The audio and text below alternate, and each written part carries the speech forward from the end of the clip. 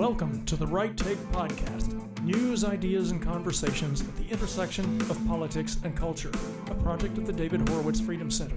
I will be your host, Mark Tapson.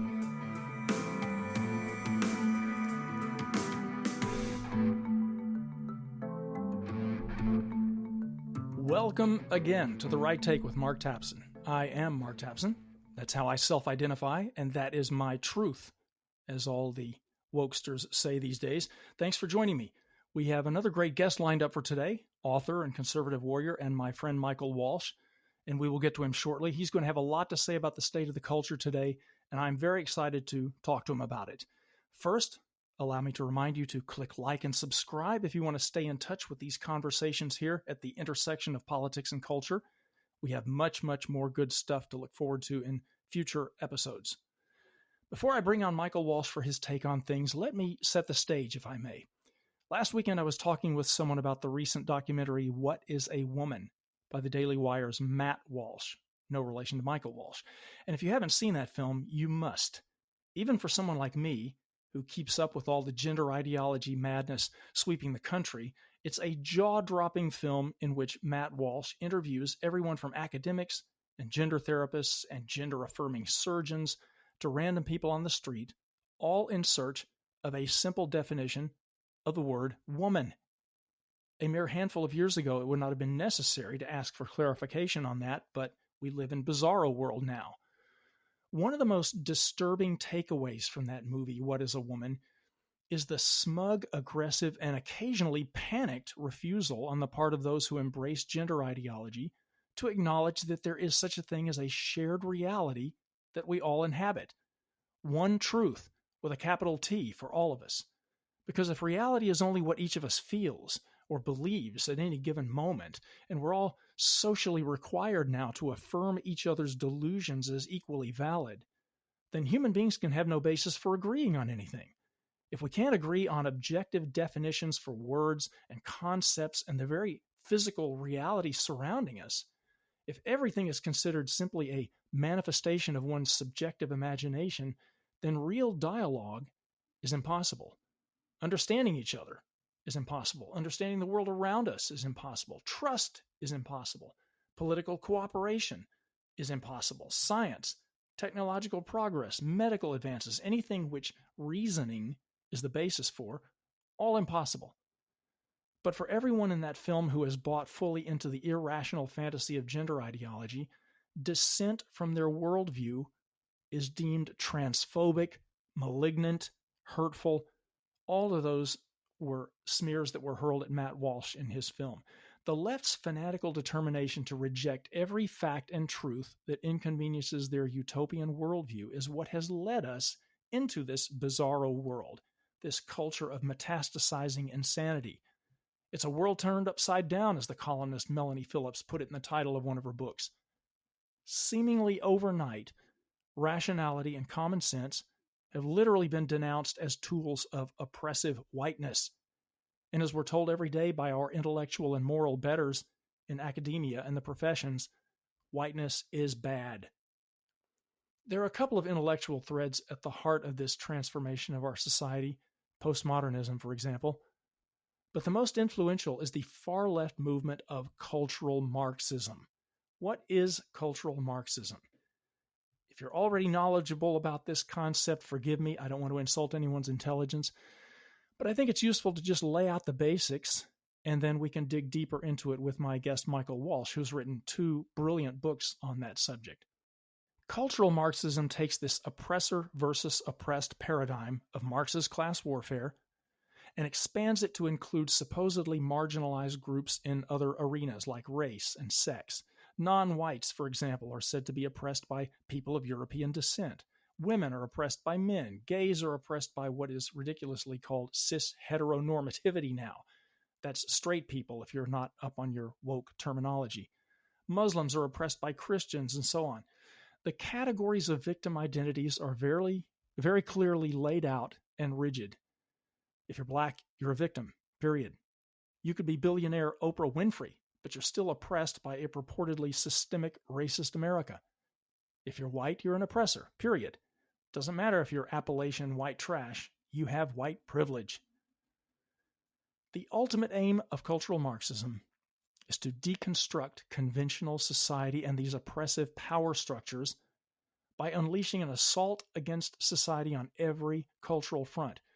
For example, by rewriting history, by marginalizing and ultimately eradicating people of faith, by erasing distinctions between masculine and feminine, by dismantling the nuclear family and replacing it with a collectivist family that's dependent on the state, by subverting traditional morality, by replacing capitalism with socialism, and so on. The goal is to demolish the old world and erect the new one, a social justice paradise atop the ruins. Okay, where does cultural Marxism come from? In the 1930s and 40s, this so-called Frankfurt School of intellectuals, whose names may be familiar to you from college, names like Erich Fromm, Theodor Adorno, Max Horkheimer, Herbert Marcuse, and Walter Benjamin, they all realized that economic Marxism was not working. The worldwide revolution wasn't catching fire like they assumed it would. So they had to find another way. They repurposed classical Marxism into what they called critical theory.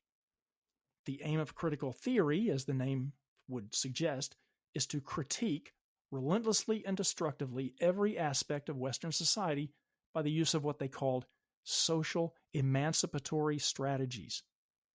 So, this cultural Marxism emphasizes culture and ideology over economics. These ideas by the Frankfurt School were vastly influential in academic circles. They are the basis for the whole proliferation of all the women's studies departments, gay studies departments, black studies, masculinity studies, and similar ideologically driven departments all over university campuses today. Over time, they spread out of higher education into every boardroom, every human resources department, every classroom from pre-K through grade 12, everything. This cultural Marxism is the basis for the identity politics that has fragmented society into this culture clash over critical race theory, gender ideology, multiculturalism, and all the rest. Now, the left likes to dismiss concerns about cultural Marxism by claiming that people who use the term, like I just did, don't understand it, or that it's nothing but a conspiracy theory of the right. In fact, I saw a while back that a professor on Twitter tweeted that cultural Marxism was, quote, a moronic invention of the alt-right, unquote. Now, when the left claims that a right-wing narrative is a conspiracy theory, you can bet money that it's not conspiracy, but very real. And so it is with cultural Marxism, which is a very real thing with activists implementing it and an intellectual history that can be traced back almost 100 years to Marx. The left likes to say, hey, we don't even use the term cultural Marxism ourselves, so how could it be a real thing? Now, it's true that no leftist activist wakes up and says, all right, I'm going to wage some really effective cultural Marxism today. Many leftist activists, however, do wake up and say to themselves something along the lines of, I'm going to fight to dismantle the patriarchy today, or I'm going to subvert white privilege today, or I'm going to do my part to overthrow the system of capitalism today. And all of those things have their roots in cultural Marxism, whether those on the left realize it or not, or call it cultural Marxism or not. It all stems from this divisive, destructive, and deluded Marxist worldview of oppressor versus the oppressed. And the goal is the same: the complete destruction of Western values, structures, traditions, etc., just as Marx intended. Let me drill down a little bit into an example that I've been writing a lot about for years, the war on masculinity. The key to advancing Marx's revolution is what he explicitly called the abolition of the family, because that is the basic elemental bond of humanity, and it's the most formidable line of defense against totalitarian state control. To destroy the family, the left has undertaken a decades-long campaign to denigrate marriage and motherhood, to obliterate gender distinctions, and to delegitimize traditional masculinity. Why is the emasculation of men crucial to this strategy? Because masculinity is the warrior spirit of the nuclear family. It is the dynamic, aggressive, unruly, and individualistic energy that drives men to build explore, defend, and fight, to resist submission and mediocrity, and to embrace the personal freedom and self-reliance of capitalism, unlike the collectivist sheep who prefer the deceptively safe spaces of government control. Masculinity is a threat to tyranny that's not easily confronted head-on. So men, therefore, must be subverted and devitalized culturally in their roles as fathers, leaders, and fighters. And that is just one front in which cultural Marxism is being waged. It is the main impetus behind every single cultural assault that we're seeing waged by the left today, including the gender ideology that's the topic of that documentary I mentioned, What is a Woman? And on that note, let's shift gears now and bring on today's guest at The Right Take.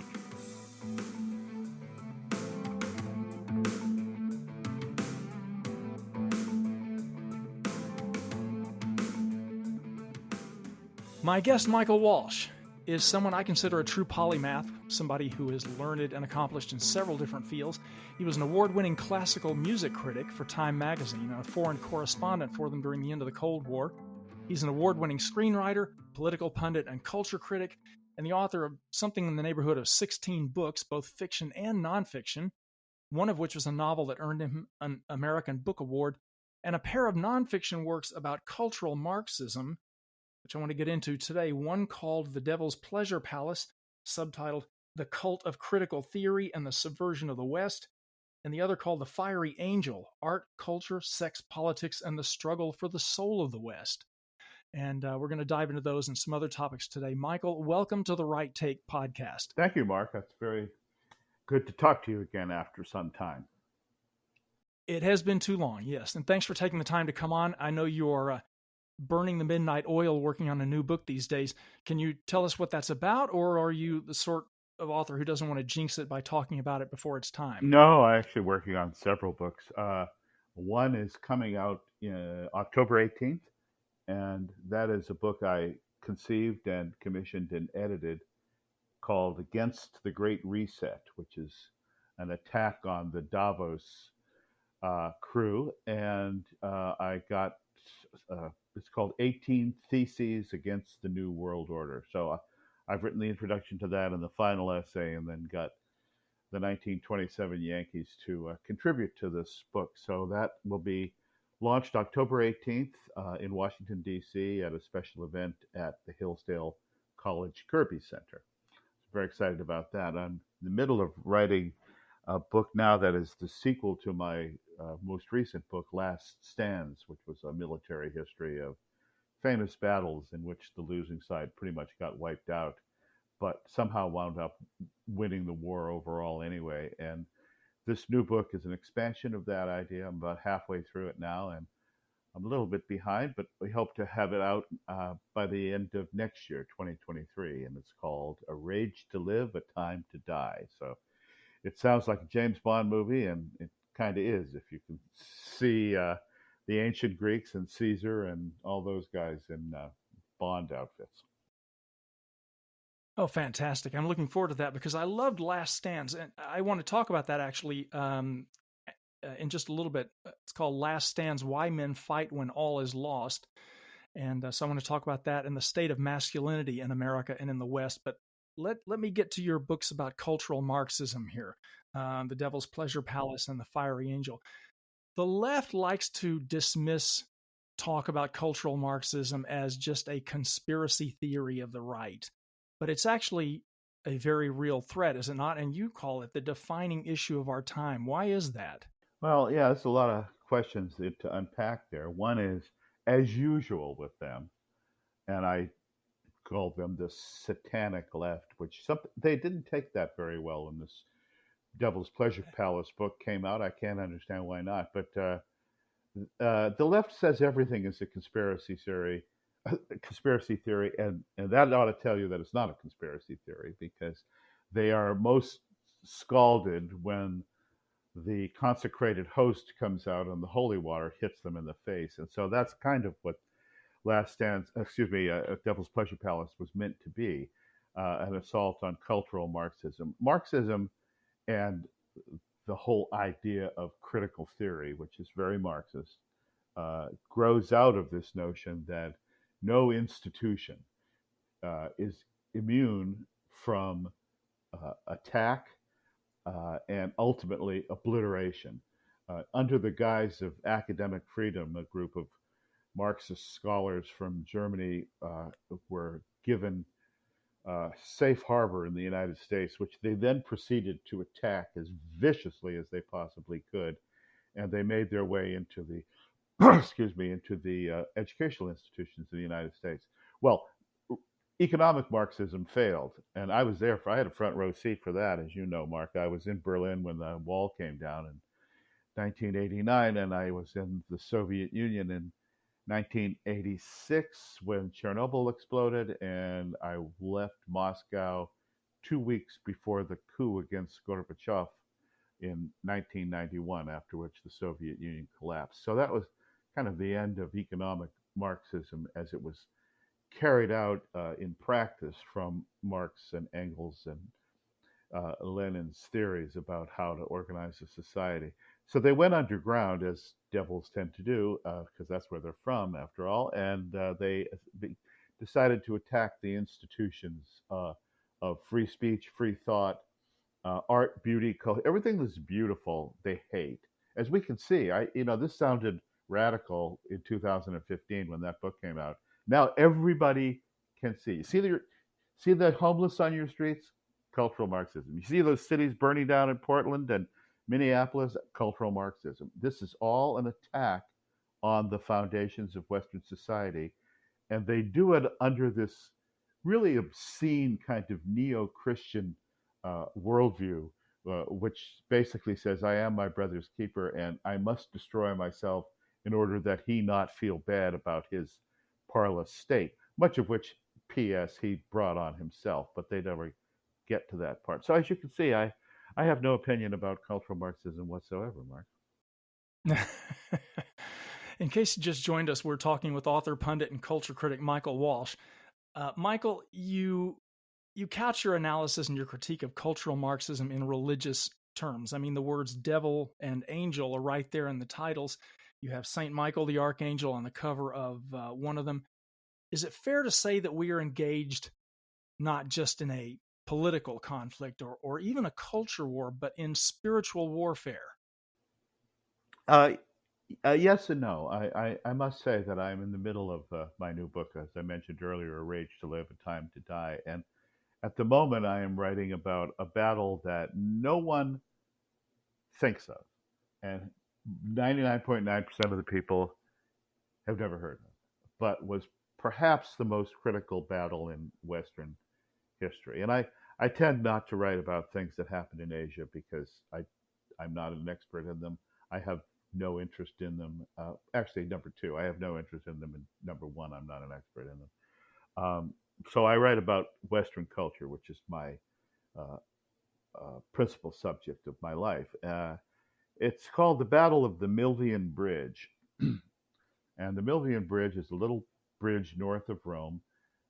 And in the early 4th century, that would be the 300 ADs, there was a battle there between the Roman Empire was divided into actually not only halves, but into quadrants. And there was a senior emperor and a junior emperor of the West, and ditto on the East. Well, that didn't last very long, as you could guess. And the Roman emperor in Rome was a guy named Maxentius, and the emperor, his co-emperor who was coming to get him, was a guy named Constantine, who later turns out to be Constantine the Great and the founder of Constantinople, the city.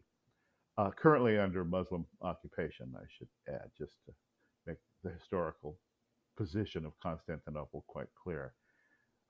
Constantine defeats Maxentius at the Battle of the Milvian Bridge, and the story goes that at some point prior to the battle, Constantine has a vision. Everybody used to have visions. Nobody has visions anymore. Have you ever noticed that, Mark? Unless you're on drugs, you don't have visions. But apparently from the time of Jesus, even before the Hebrew prophets, up to about 320, everybody had visions constantly. Anyway, Constantine has a vision, and the vision is either in the sky, it was probably some kind of sundog or sunspot, but in the sky, he saw either the cross of Christ or, more likely, what's called the chi rho, the two Greek letters superimposed over each other. Sort of looks like a P with a little thing through it. That represents Christ, Christus, the Messiah, the Redeemer, the whatever. Uh, and he decides that it also says in Greek, but in Latin, it's come down to us, in hoc signo vinces, which means in this sign conquer. So Constantine attributes his victory at the Battle of the Milvian Bridge, which is over pretty quick, by the way, to the faith of the burgeoning Christians in the Roman Empire, who had very recently been terribly persecuted. We think of Nero as being the big persecutor of Christians, but he's a piker compared to the later emperors just prior to Constantine. So Constantine then moves on the east. He defeats Licinius, and he becomes emperor of the entire Roman Empire. Now, why is this important?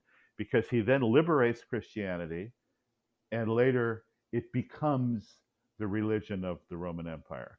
So, in effect, Christianity, thanks to the Battle of the Milvian Bridge, supersedes paganism, which is not an invidious term, by the way. It just meant the Greek and Roman gods, as the official religion of the empire, which is the most potent political and military force in the world.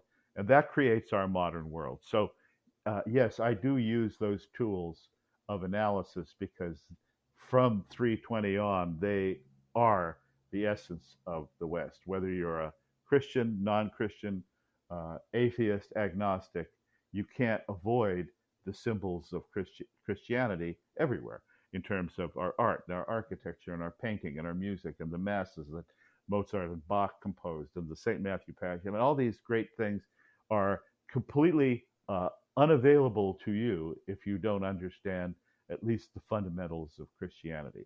So naturally, the leftist, largely atheistic left, hates Christianity because it hates the West. And that's why these two things are united in my mind and my work. Yeah, you actually anticipated a couple of questions of mine in there. Why is faith central to why has it been central to the flourishing of Western civilization? Well, I'm not sure it has. I'll say this only now because I have spent the last 6 months or so deeply reading in early Christianity and at the same time Judaism, because we forget that Judaism was almost as disorganized as Christianity was. In fact, the Christians were merely another Jewish heretical sect, and Jesus was another crazy rabbi preaching the imminent coming of the new kingdom, not thousands of years from now, but tomorrow. So when Jesus was arrested and tried under Roman law, it wasn't because of him yammering on about being the Son of God, which P.S. he doesn't do in any of the Gospels except obliquely in John, which comes much later than the first three. It was because he was a political criminal. And so he was executed as a criminal, that is to say, a non-Roman citizen, which he was, who was trying to overthrow the empire.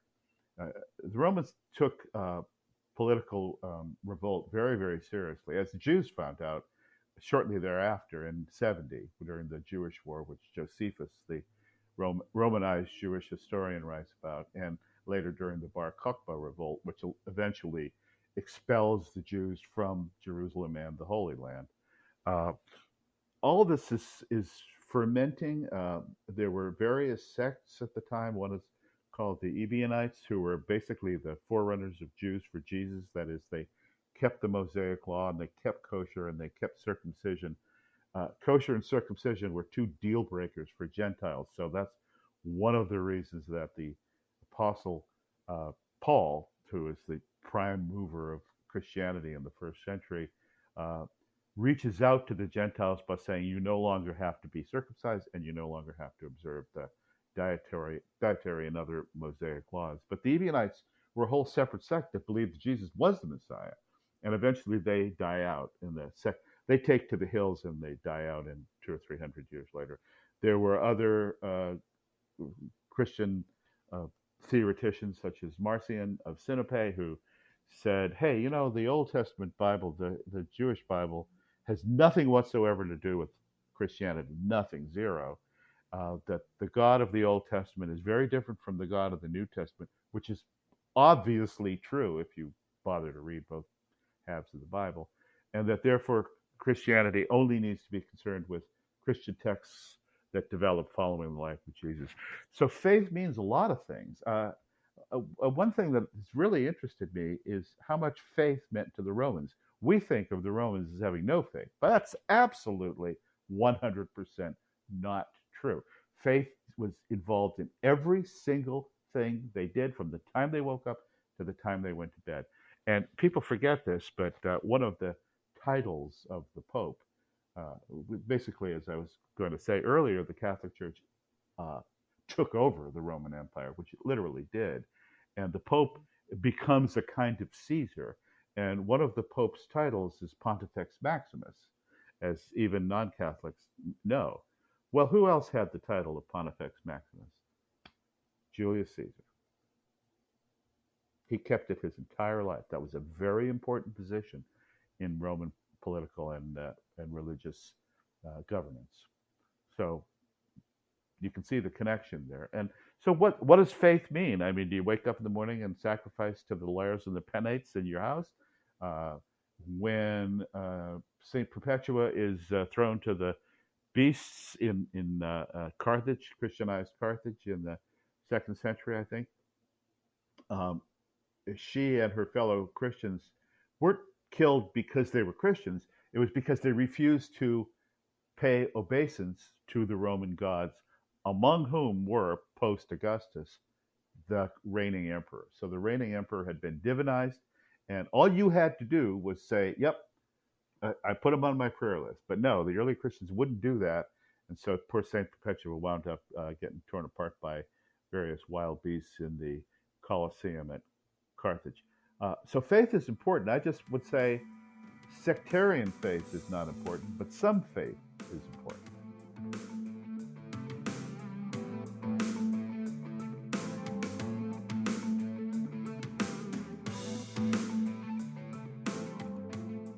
The left, basically, their faith is political activism, I guess you could say.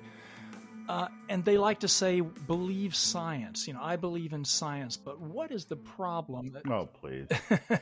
What is the problem with the left embracing just this, as you put it, barren process of science to try to solve the world's ills like purported climate change? Well, that's an interesting question because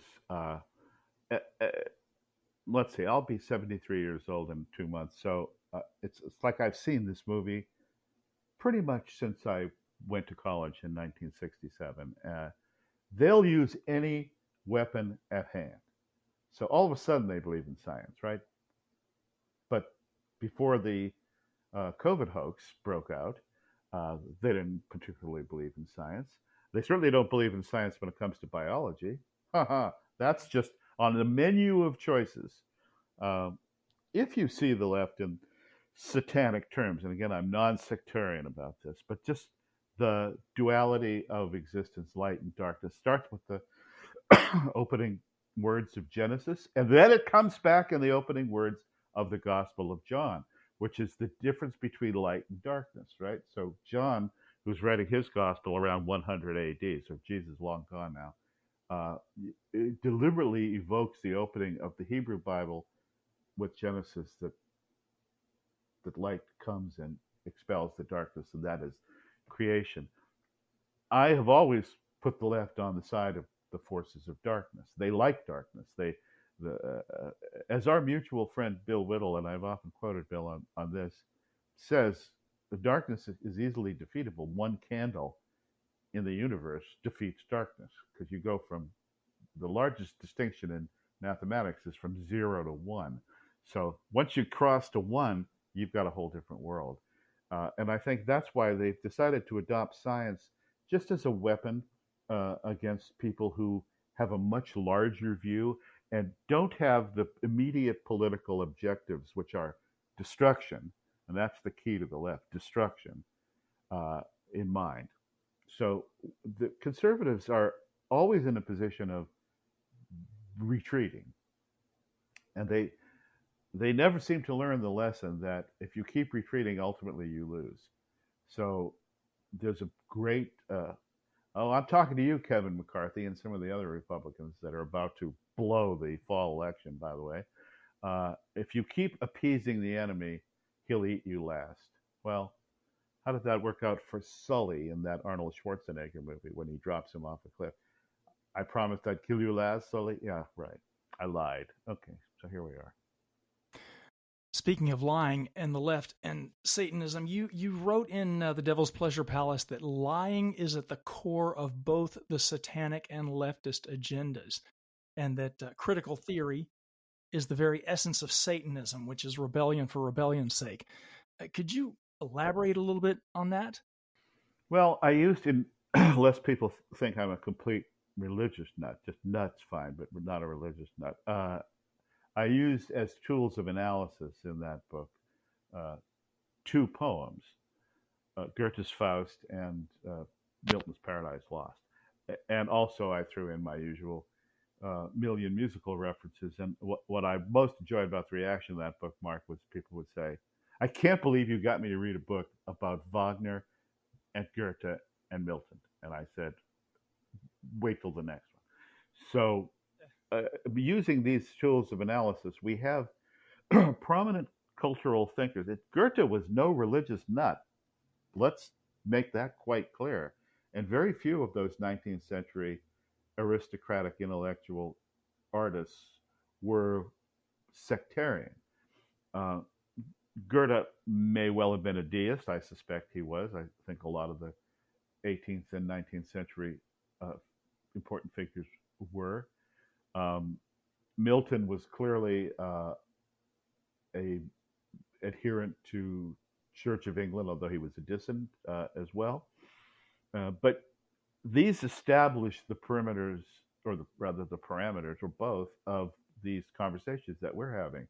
So, what is good and what is evil?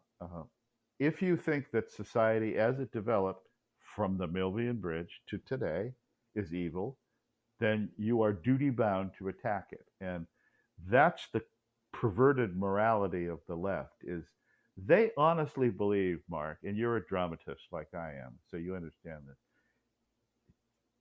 The villain in any book thinks he's the good guy. And you could write any story in which he's the good guy and Tom Cruise, that little son of a bitch, is the guy who's trying to prevent him from getting what he wants, right?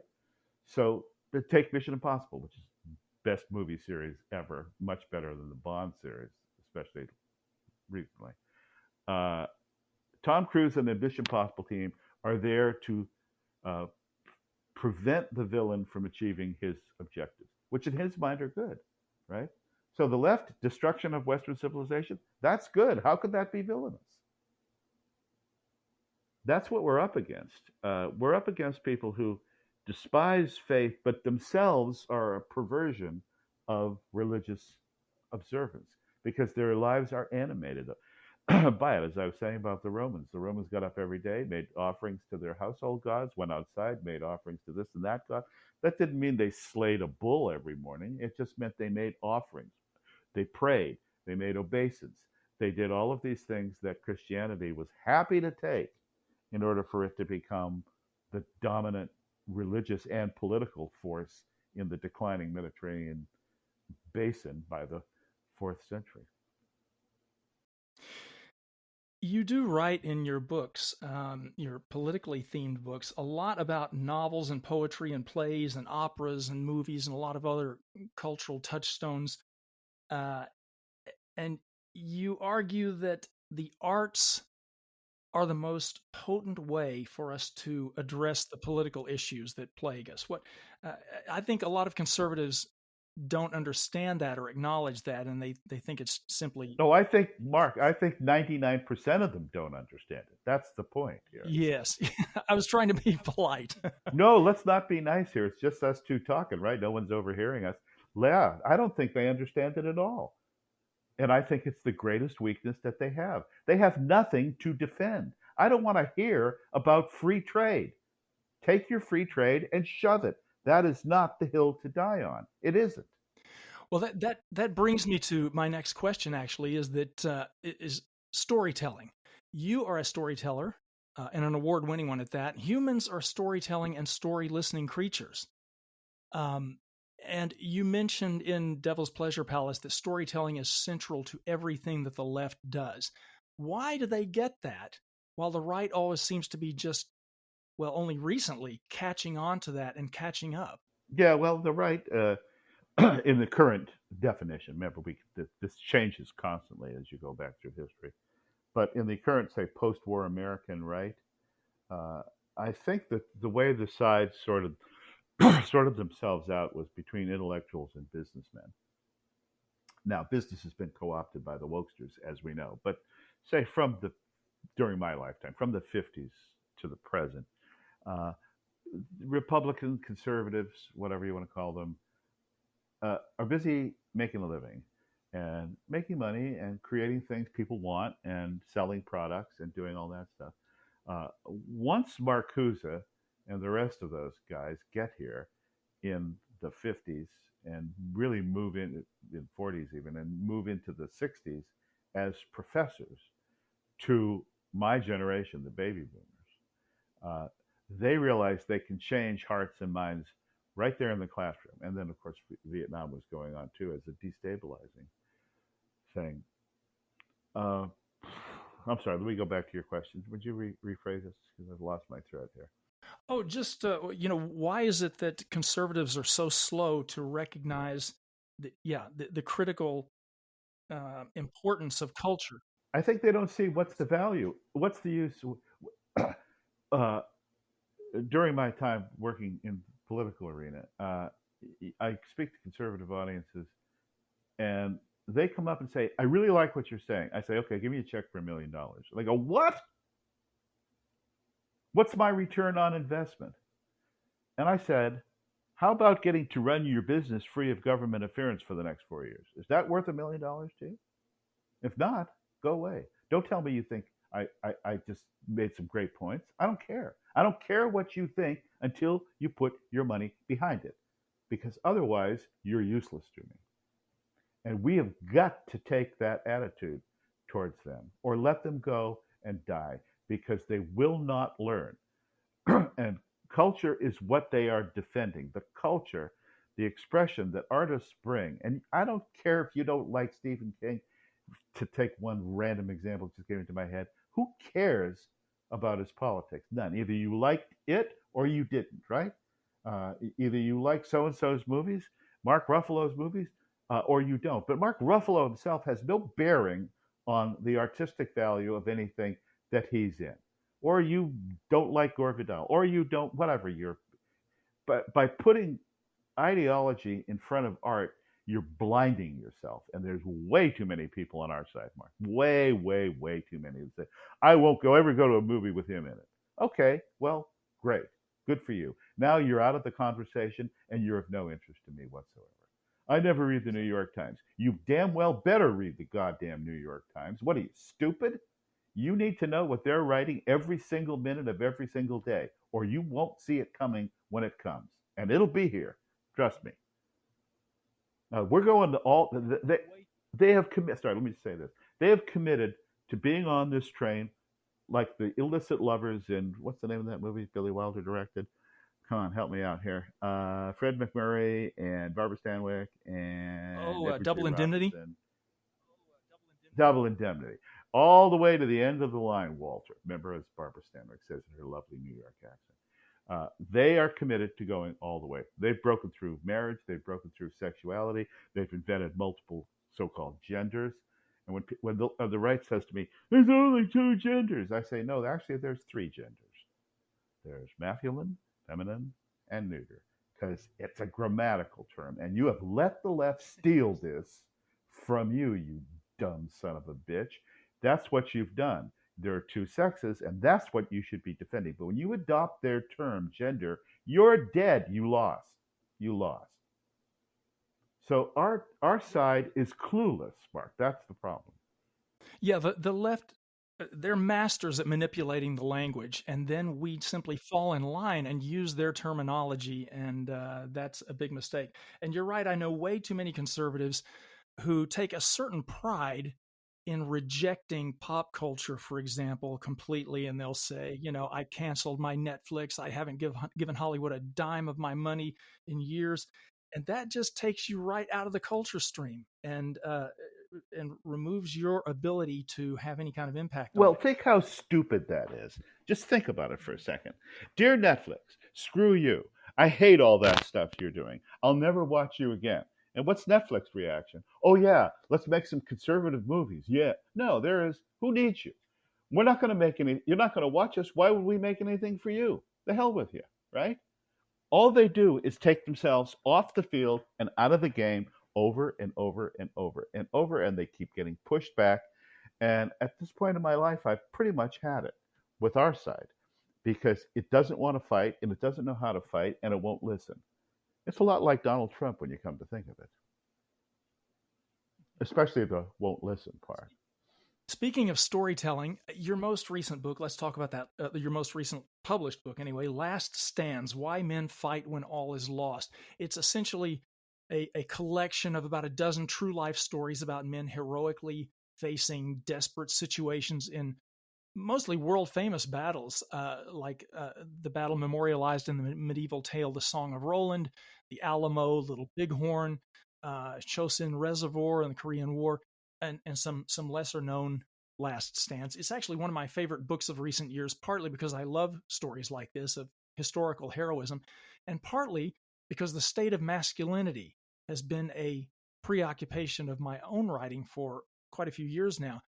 Victor Davis Hanson, the historian, described this book, Last Stands, as a philosophical and spiritual defense of masculinity and self-sacrifice. Michael, why is it important, especially for boys and men in any era, but maybe especially today, to read stories like these and take the lessons to heart? Well, I think it may have seemed like an odd leap for me to go from Devil and Angel to military history. So now I will have done two companion military history books by the time I finish the current one. Uh, the left hates maleness.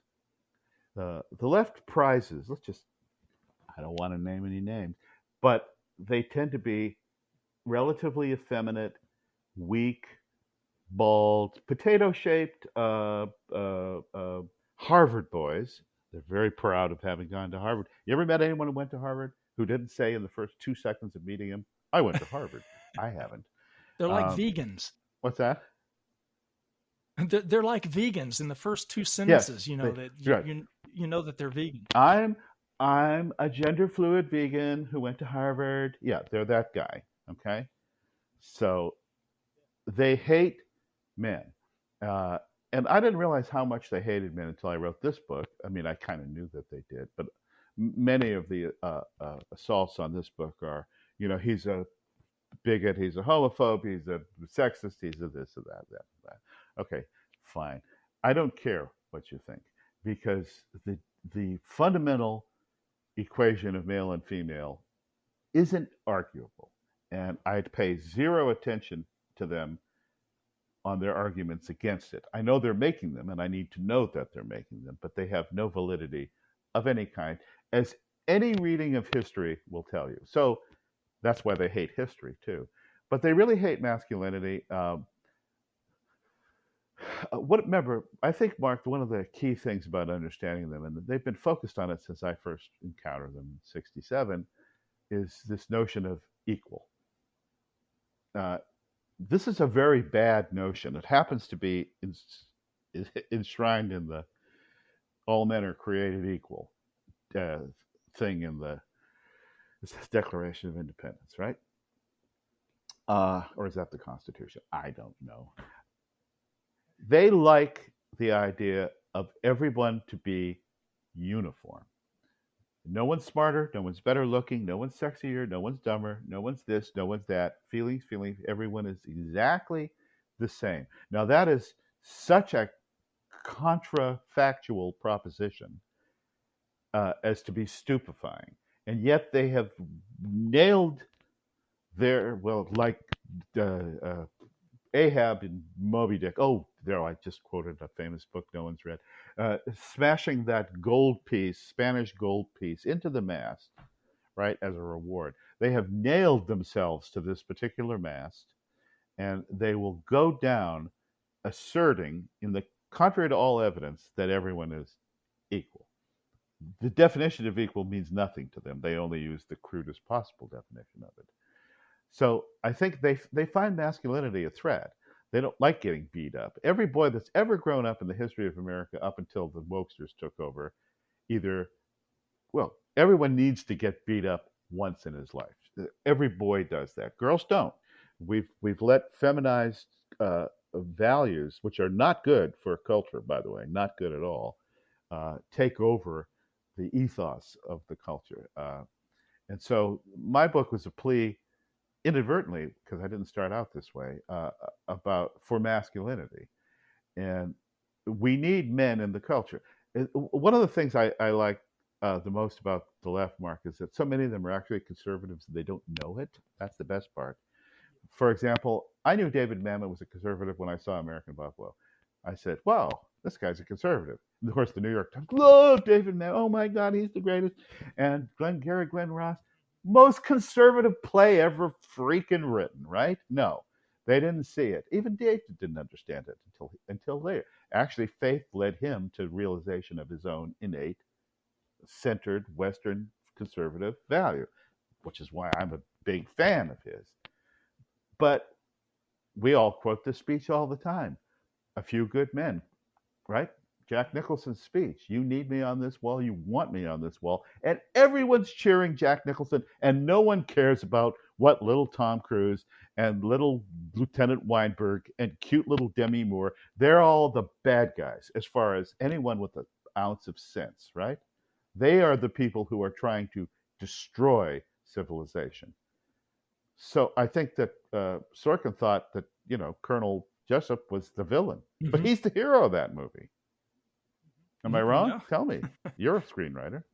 I always think that masculinity, a large part of the reason that the left really despises and fears masculinity goes all the way back to Marx's imperative to abolish the family. And masculinity is really the warrior spirit of the nuclear family. It's the last and most resilient defense against totalitarian state control. Would you say? Yes. Well, Marx is just evil from head to toe. He's a bum. He's a schnorrer. He's a beggar. He's a political dissident. He comes from a long line of rabbis who, for political and economic purposes, converted to Lutheranism to work. So he's not even a committed Christian. He's a fake Christian. Everything about Marx is bad. Everything. And he was lucky he found a rich guy, Engels, to support him. But Marx, if you read Paul Johnson's Intellectuals, the chapter on Marx is absolutely delicious, right? Marx just hated everybody and everything. You know who's like Marx? Joe Biden. Joe Biden is a failure. He's a bum. He has dined out on the death of his wife and daughter for more than 50 years. He's a crook. He's corrupt. He's evil. His children are the spawn of the devil. He's horrible. And as an Irish American, I would like to apologize to all of my non-Irish friends for having inflicted this monster on the country. But there are guys like that. I say about Joe Biden, he's Fredo Corleone without the wit, charm, or brains. That's Joe Biden. There are guys like this who deeply think, Marx is one, Biden is another, that the world doesn't appreciate their genius. Yes, they failed at every single thing they've ever done. They failed.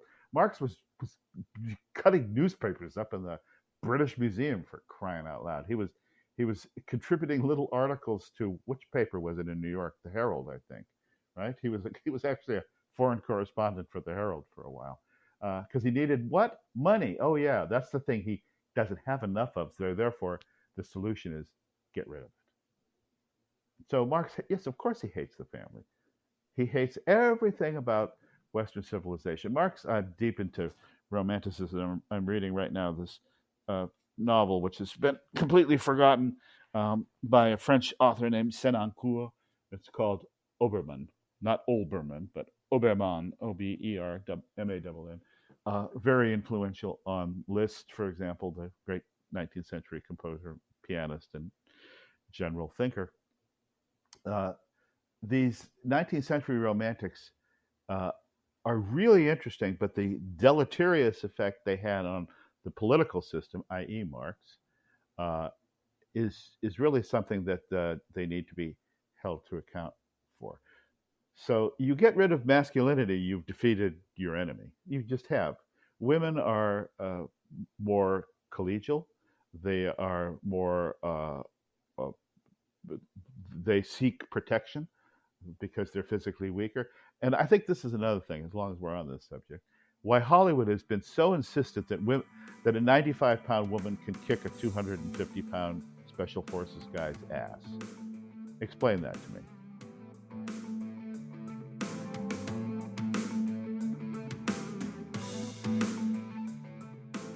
You write that the only effective weapon that the cultural Marxists, if we could get back to cultural Marxism briefly, you write that the only effective weapon they have is our own weakness, our side's weakness.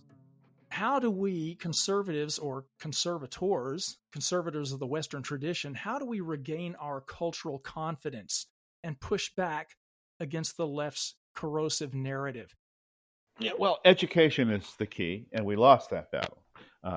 I hope that in the coming Ron DeSantis administration, we can start to regain some of the ground we lost. But what is dispiriting and disheartening is the fact that we let them take our children from us for the past 60 plus years and inculcate their really vile views of humanity into these children, who then come out changed.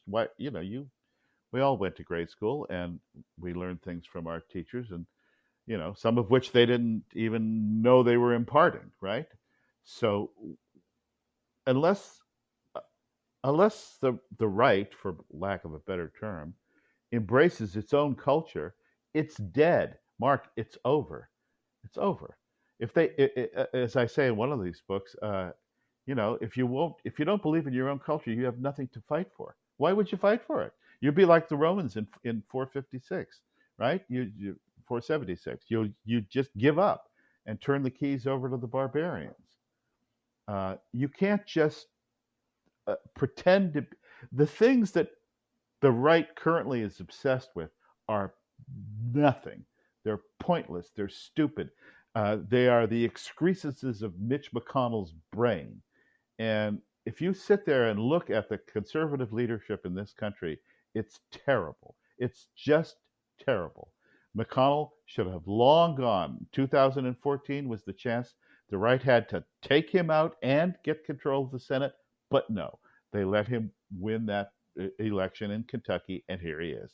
He works against your best interests every day of the week. The fact that he's married to Elaine Chao, of course, has absolutely nothing to do with any of his political positions. I just hesitate to say that because I am a great believer in political correctness, as you can tell. Kevin McCarthy is nobody, and if by a miracle he becomes the Speaker of the House, nothing will happen. It will be just like with Paul Ryan. Nothing good will come of it. Nothing. So I'm tossing this to you now, Mark. Do you see anybody on the right who is an actual leader? I happen to think DeSantis is a very strong and powerful potential leader, but Congress is a mess, and these are uneducated, uncultured men. You wouldn't want to be sitting in a dinner party with these guys. Believe me, I've met a lot of them over the last 4 years in and out of the White House as I was going. They are boring, uninteresting drones, and we're stuck with them. The left has all the smart guys. They're bad, but they're smart. They're smarter than our guys, that's for sure. One thing I like about DeSantis is that I think he understands the culture war probably better than anyone else on our side as a political leader, and he's willing to fight back in that arena. I mean, he pushes back directly against Disney and against critical race theory. So, unlike a lot of politicians who are fixated, or a lot of conservative politicians who are fixated on the old standard conservative issues like the economy, DeSantis understands that you have to take the fight into the cultural arenas. He does. Uh, why he's superior to Trump is that Trump talks and DeSantis does.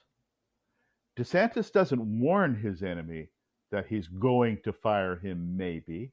He fires his ass and then announces it, right? DeSantis is a real Roman, and I'm a big fan of the Romans, as you can tell. He does it, right? I want that guy gone, he's gone. He doesn't hold a rally, he doesn't preen, he doesn't dance, he doesn't tease, he doesn't act like some cheap stripper from the 1920s. He actually does it. And how can you not want that in a leader? The Democrats are trying to prove you don't need a president, because they don't. They have a vegetable, the rutabaga. But they can run the government through their non-fireable civil service employees, and civil service has got to be the first thing that goes, by the way. Bring back the spoils system. It was great. This isn't. But they can run the government through their apparatchiks, their media toadies, and their civil service drones. The American, I'll be writing about this at our website, The Pipeline. It's the-pipeline.org, not com, org, thepipeline.org. I'll write a column every week. I'm just starting how to fix the American Republic. And DeSantis understands that it's a republic, not a democracy. And this is another thing. Don't let them get away with saying our democracy. It's not a democracy. It shouldn't be a democracy. Democracies don't work, and they kill themselves within a very short span of time, as ours is trying to do now. We're a republic. We hire elected officials that we vote for. We put them in office. They are there at our sufferance, theoretically, and they can be changed. But this is not a plebiscitary, whatever the word is. We don't run this country by plebiscite, and we don't run it on polls every day. And we've got to break that. We've got to break the media too. But that's a whole nother subject. Are you optimistic or pessimistic about us winning the culture war? I know that conservatism, there's a certain streak of pessimism in conservatism because we're not utopians like the left. But do you see some hope in the fact, for example, in the field of education, a lot of parents are pushing back against critical race theory being taught in schools, and they're showing up at school board meetings and venting their outrage. And I think there are a couple of other areas where it feels to me like our side is gathering some momentum in the culture fight. We're starting to catch on a little bit, I think, but is it too little, too late? Well, me personally, I've moved back to Ireland, so that's all I have to say about that. I've moved my family back there. My children are there. My grandchildren are there. My home is there. Does that answer your question? Well, it sounds like you're making a last stand yourself out there in Ireland. It's not a last stand. It's just that I'm very comfortable there. I live among my own family, my own blood relatives, for hundreds of years. On some property that's been in my family that the English were nice enough to give back to us after we finally expelled them in the 1920s. Don't get me started on the English. No, I think I've done what I can. I'm planning my last 2 or 3 books, and then I quit. If people listen, great. If they don't, great. I won't be around to see it. But no, I don't think we're going to win. I think we're going to lose. I think we have lost. I said this to our friend Tony Katz the other day on his radio show. I think we have lost. Now it's just a question of when will they come for you? That's the question. Yes. I mean, I do often say myself that we lost the culture war a long while ago. We're not waging a culture war. We're only in a position to wage a culture insurgency. But the good news is that insurgencies sometimes work, sometimes overthrow an entrenched power. Do you? But you don't see any hope. Sometimes. Yes, sometimes. Do you feel that the right's best chance in terms of being conservators of our incredible tradition and Western civilization, do you think that our best chance is to create a parallel culture as opposed to trying to retake or reclaim the culture that the left has won? Yes, I think partition is very much in our future, and I think the right ought to welcome it. I think, yeah, you cannot coexist with these people. They don't want to coexist with you. They don't. Mark, they hate everything about you, right? Everything. So they won't allow anything that violates their code to exist. I mean, I grew up in California. I wouldn't go back to California again now. I don't think I'll ever see it. I went last year to say goodbye. It's a mess. And what they did to the most beautiful functional state ever is visible on your streets. You just don't like Al Pacino says in the opening of the second act of Glengarry Glen Ross, you just don't notice it. Now he's talking about how train compartments smell vaguely of shit. That's the opening line of Act Two of Glengarry. You don't notice it because you've gotten used to looking at the streets covered with rubbish. You've gotten used to people killing shop girls. You've gotten used to people bashing the car windows in. You won't fight back if it's incremental, and it's over. So where do you go? That's a good question. I can vouch for what you're saying because I still live in California. Not sure for how much longer, but I complain often that California should be paradise. It really should. It was paradise when I was growing up there. I moved there in 1954. My family moved there when I was 4 years old, just about to turn five, and it was absolutely heaven. Now we all think of our childhood as idyllic mostly, but I tell you, San Diego, California in the 1950s couldn't have been a nicer place to be a boy. And remember, the left hates everything about that. They hate everything about the 19. It was too white. It was this. It was that. It was too Christian. It was too. They never. You know what I say all the time. They never stop. They never sleep. They never quit. They won't. So what are you going to do about it? You can either go to war with them and hope that you win, or wall them out, break the country in half, uh, give them all the indefensible cities where when you cut the water off, they all die. That's pretty easy because that's where they live anyway. San Francisco, Los Angeles, New York City. And then you go live in the heartland. That's one way to deal with it. I know people don't want to hear it, but it's the truth. I think California is a great case in point that the left's utopian dreams always end in dystopias. Yes. Well, that's proven. Karl Marx, take a bow. Yes. That malevolent son of a gun was just the worst thing that ever happened to Western European civilization. Michael, I could talk to you for hours. Thank you so much for your time and insights today.